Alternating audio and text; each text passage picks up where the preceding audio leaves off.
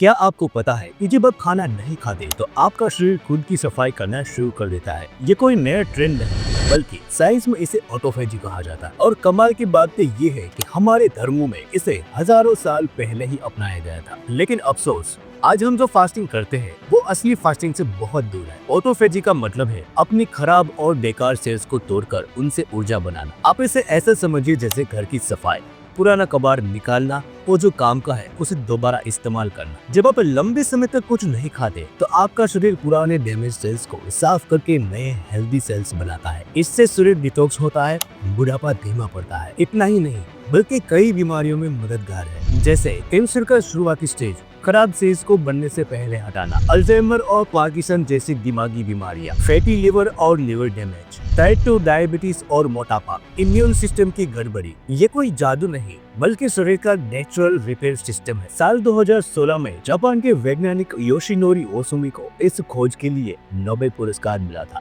लेकिन मजेदार बात तो ये है कि हमारे हिंदू धर्म में ये बात हजारों साल से मानी जा रही है। पहले के समय में उपवास का मतलब था पूरा दिन सिर्फ पानी पीना या बहुत थोड़े फल लेना और कई बार बिना पानी के भी व्रत रखना। ये सिर्फ आध्यात्मिक साधना नहीं बल्कि शरीर को शुद्ध करने का तरीका था। और यही चीज इस्लाम, ईसाई और बौद्ध धर्म में अलग अलग तरीके से अपनाई गई है। फास्टिंग के नाम पर आलू के चिप्स, साबूदाना वड़ा और तले हुए पकवान असल में शरीर को खुद को रिपेयर करने का चांस ही नहीं मिलता। जैसे ही आप भारी खाना खाते हैं शरीर सफाई मोड से बाहर आ जाता है। तो अगली बार जब आप व्रत या फास्टिंग करें याद रखिए फास्टिंग का असली मतलब है धैर्य और संयम। ये सिर्फ भगवान को खुश करने का तरीका नहीं बल्कि अपने शरीर को नया जीवन देने का भी तरीका है। सही तरीके से किया गया उपवास आपके शरीर और मन दोनों को बदल सकता है। तो फिर से मुलाकात होगी आपसे ऐसे ही ज्ञानी वीडियोस के साथ।